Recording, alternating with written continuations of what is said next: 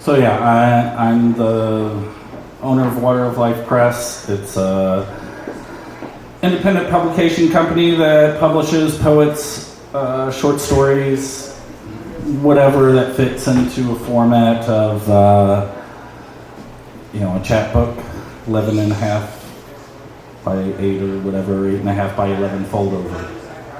And so I guess if there's a shtick, I upcycle grocery bags as my paper source.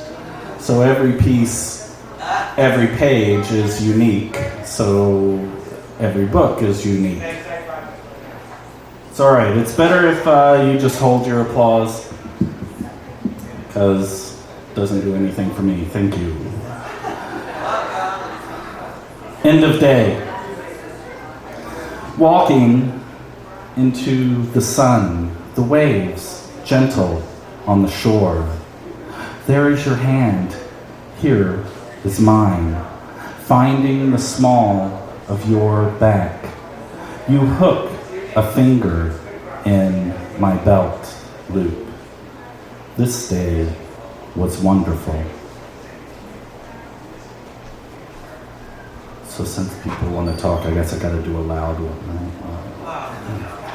Loud, loud, loud. Quiet, quiet, quiet. Loud, loud, loud. Scatter splatter. Schizophrenic proverb, love has hate written all over it. The news of the day is the war is all over and arms sales are up, a big profit in prosthetics. Kitty cat outside my window roaring into the night. Loud it cries the crickets and the frogs. And nature itself is drowned out by the of my wind machine fan. Pushing and pushing those molecules of air around. Pushing and pushing with the sound of an airplane's propeller. Flying like birds or dragonflies fly high in the air with no one there to steer. Just roaring into the night with a payload of weapons gonna make the news today, national and international. Everyone will see it every 30 minutes. I killed them all, I killed everyone all at once. Now roll those cameras, and the police beat me. After they killed the cat in my front yard, it posed a threat. It was in the way of the wheels of justice, so they say. Then I told them, you'll never take me alive. The war is over and I have stock in prosthetics. And I demand justice. And you better read me my rights before and during my beating. Please let me sign something important after my fingers are broken. By the way, cop, don't trip over the fan cord. Hey, leave this noose around my neck. I don't care if it is the flag. It should symbolize my freedom to hang myself with it. What do you mean I'm on drugs? I am not. I'm a decent American citizen. I pay my taxes, I watch the news and all the hip sitcoms, and of course all those persuasive commercials in between. I don't need drugs, not when I have this great entertainment. What do you mean I'm not making sense? Of course I'm not making sense. You don't want me to make sense. Ignorance is bliss, and this is a schizophrenic proverb.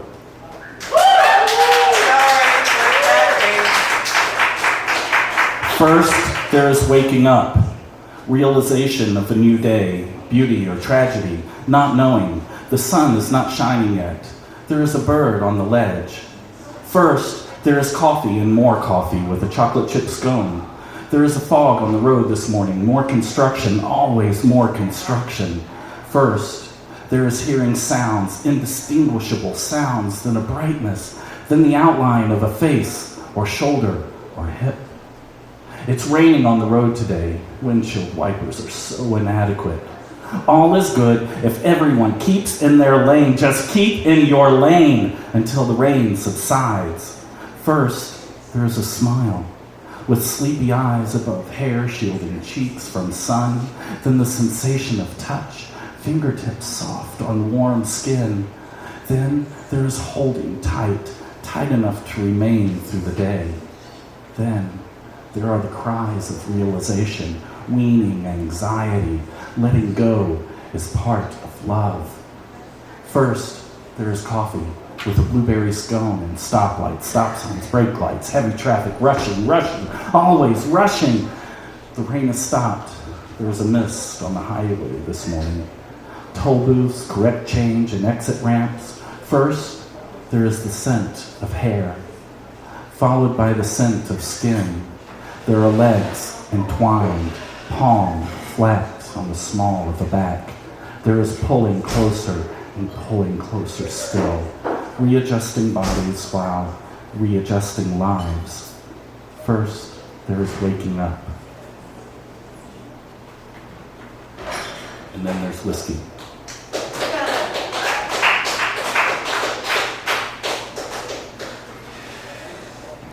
This one's an ode to our beautiful lake.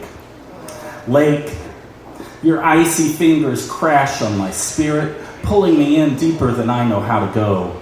I kiss your soft belly as I am forever washed away in you.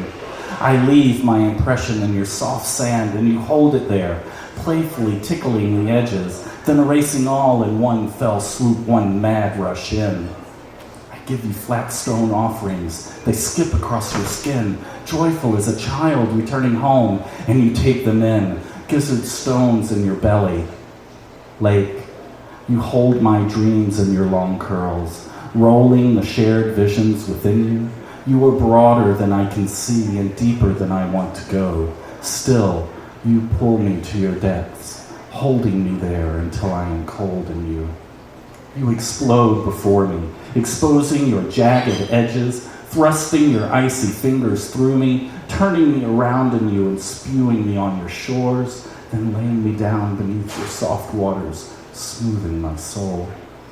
Lake, beat me with your waters, whip me with your tides, subtle and slow, chasing the moon's pull, wanting to be an ocean, reflecting every image before you, hot pink, soft fire, early morning sunrise, or shimmering diamonds on black velvet abyss of 2 a.m. darkness.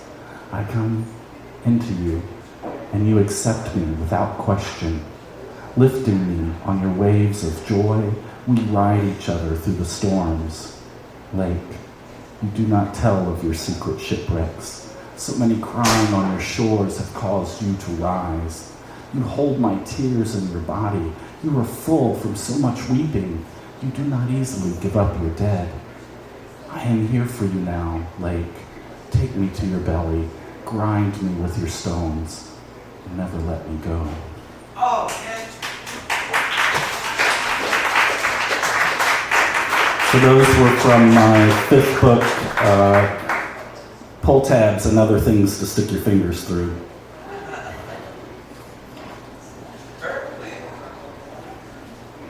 And this one, my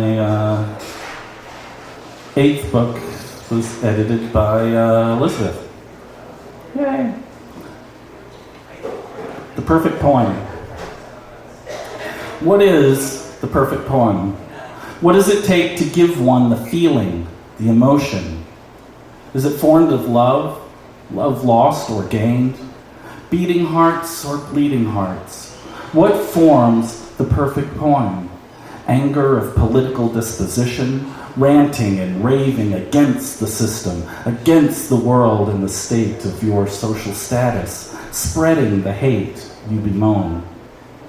How does one craft the perfect poem? Through clever witticisms, tongue-dripping imagery, humorous jibs and jeers, setting oneself up on a plateau while pushing others deep in the valley below, or begging for the sympathetic savior to your self-deprivation.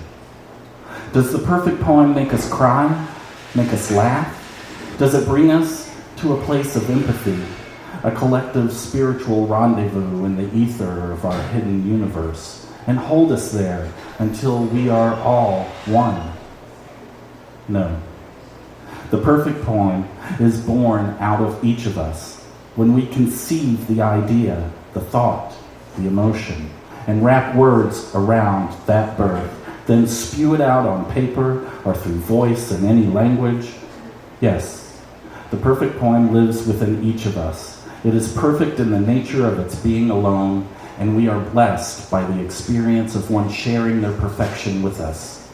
Let us bow our heads, close our eyes, and embrace all who share their perfect poem.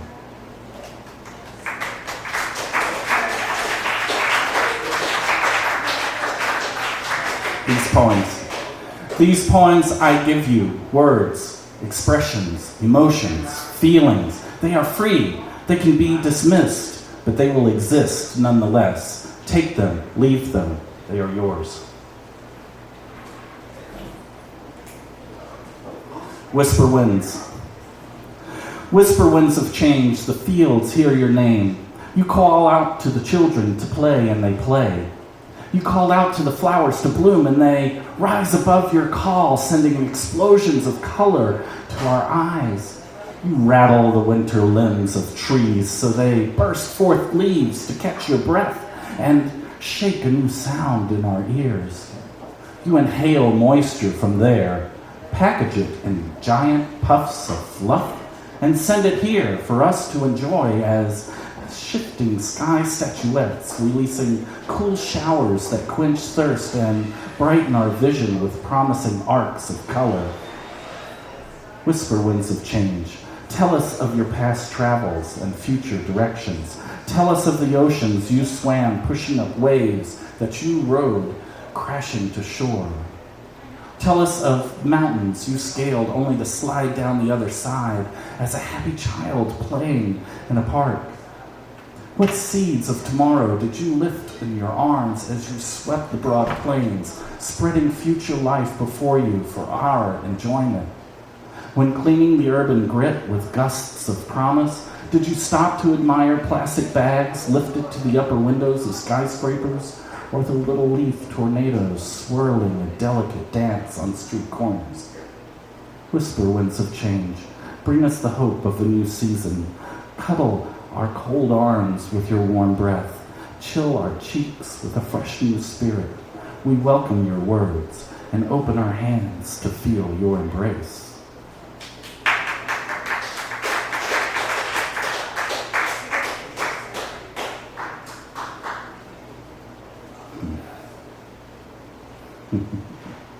Are you a Cancer?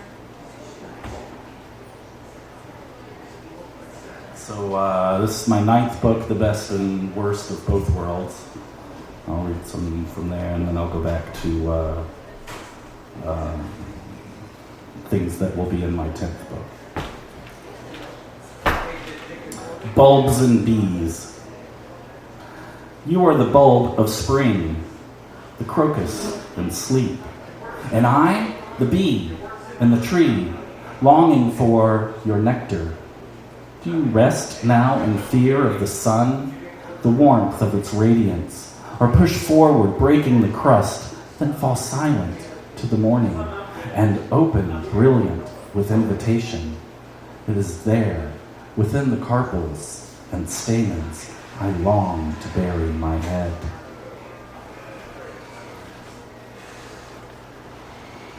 Safe.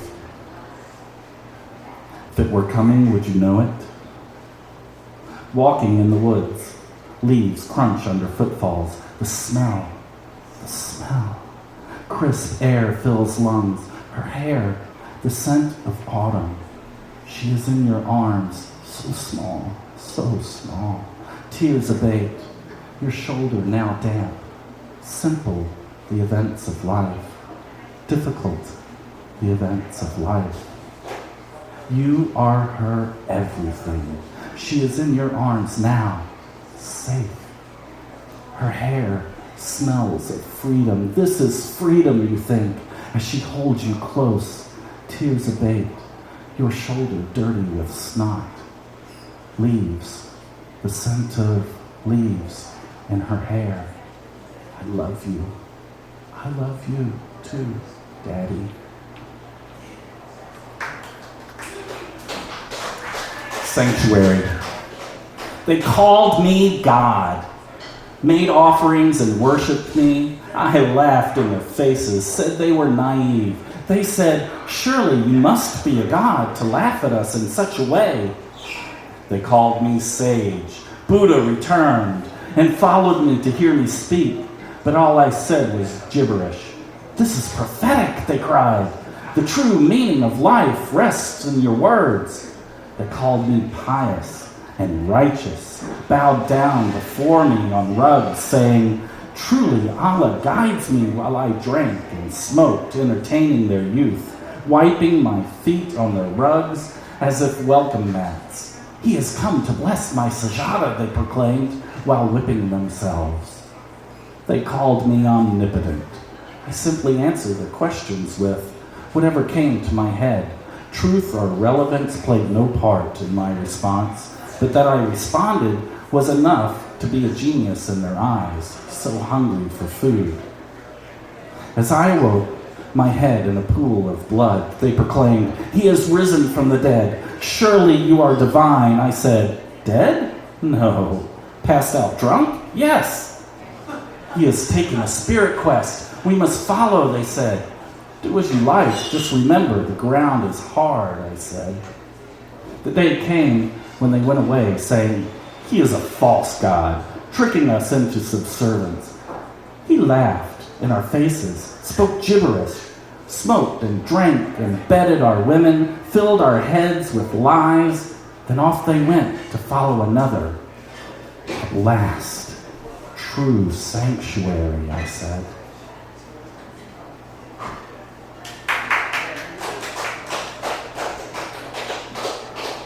Ennui. When is it time for tears? As hope shatters like fragile glass on a maple floor, happiness held in brief moments of compassionate embrace.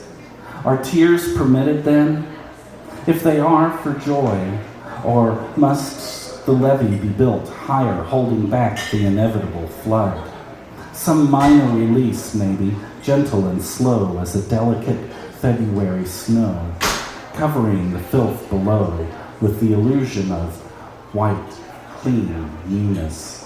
But this too melts, revealing the honest ground, worn by time, begging for rebirth, then finding it in the spring crocus. Origami.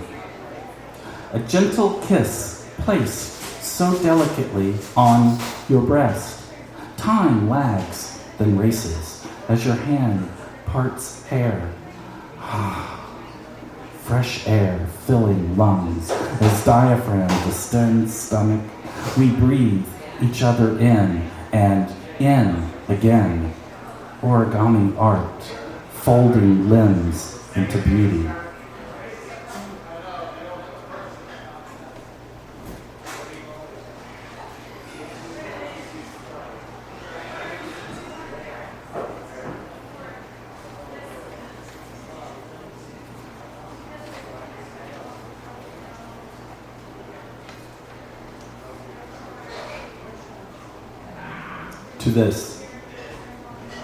To this end we walk, we stumble, we run, we fall. To this thing we reach and grope our way. It remains out of reach, but we continue to try, ever pushing forward without pause, as no pause is given to time. To this end we fall, into this space. We place ourselves while waiting for what's next. The sand running to its end, the well gone dry, ground salted and barren, gives forth no food.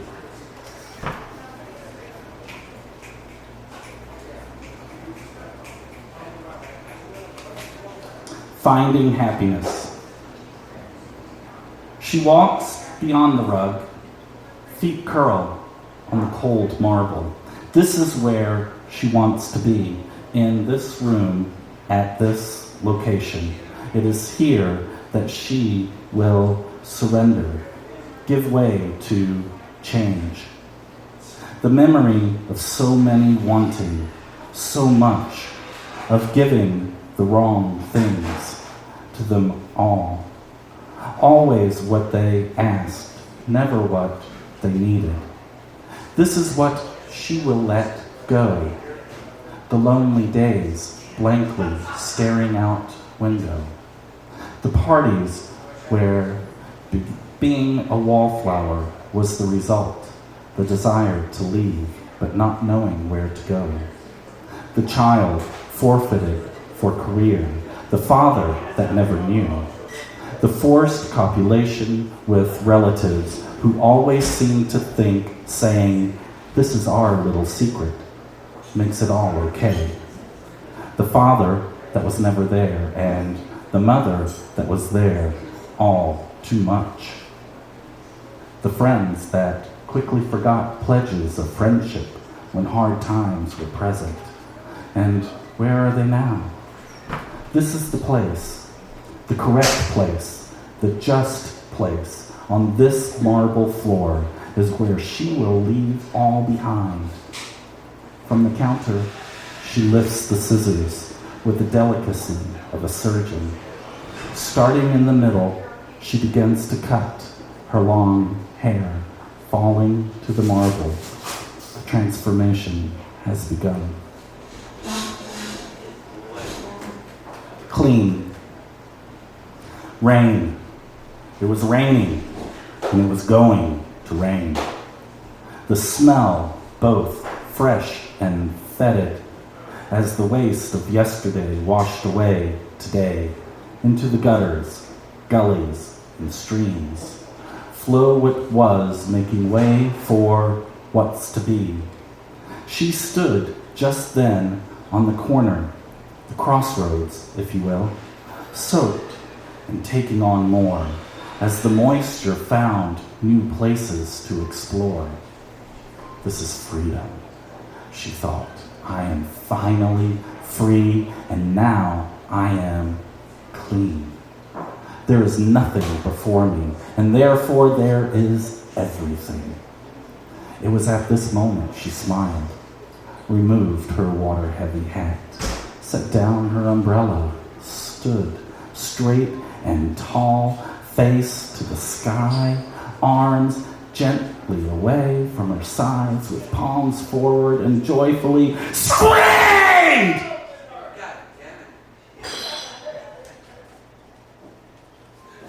Act of contrition. Madly at bars we reveal ourselves, or maybe at churches, no difference. Expose weakness, acquire comfort, reach for something desired, comfort. Maybe it comes from a shot of whiskey, ordered neat and fast, with a double tip, or at the confessional, with the desire to rid existence of guilt with 4 Hail Marys and 5 Our Fathers. Then there's another shot of something that allows us to be comfortable.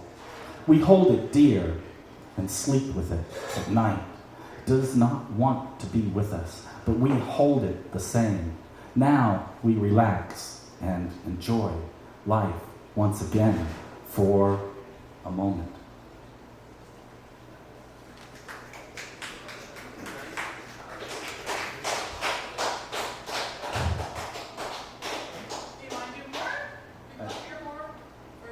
It's your show. I have more. Go for it. Line cook artist. There is beauty in common form, art in the mundane. One must remove the glow and choose to see how the mechanics perform a ballet. She takes the orders from the dispenser, fitting them into the rail. A line cook. That's what the public sees, if they happen to gaze in that direction. Yet, slow the vision down, and one can begin to observe the art. Feet steady and solid. She takes the basics, produces artistic nourishment. Each plate a new, unique frame around a distinct creation. This is her offering. It is not permanent, each exclusive and on their way to an enjoyed extinction.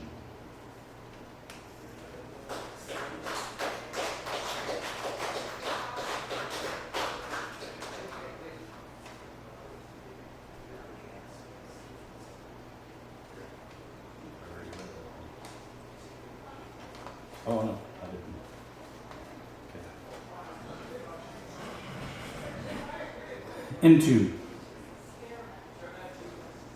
Into this we are born, pain and the fight for air and warmth. Into this we walk hand in hand, today with tomorrow, knowing but never accepting it is a farce.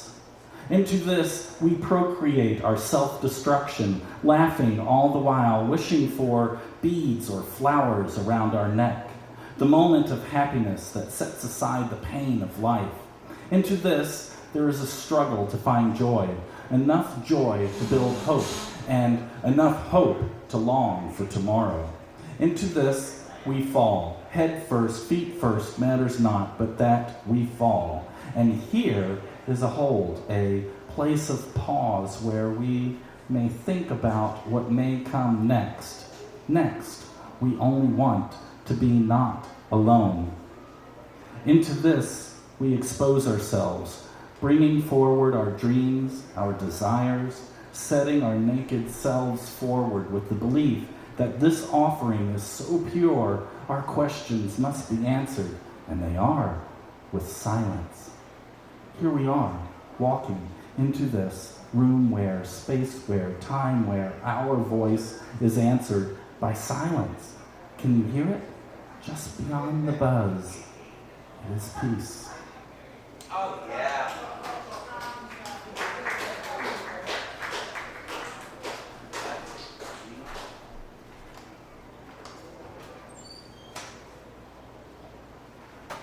From her lips.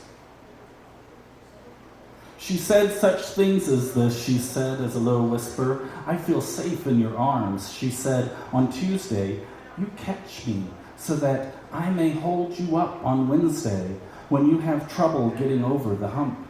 She said, don't go, but I know you must. So carry this kiss as a warm remembrance of your returning promise, a promise held tight as comfort in distant lands. She said on Monday, we can do this. She said on Friday, I told you so.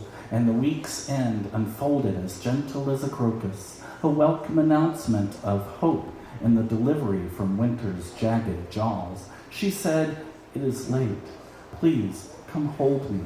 Set down your glass. Remove your shoes.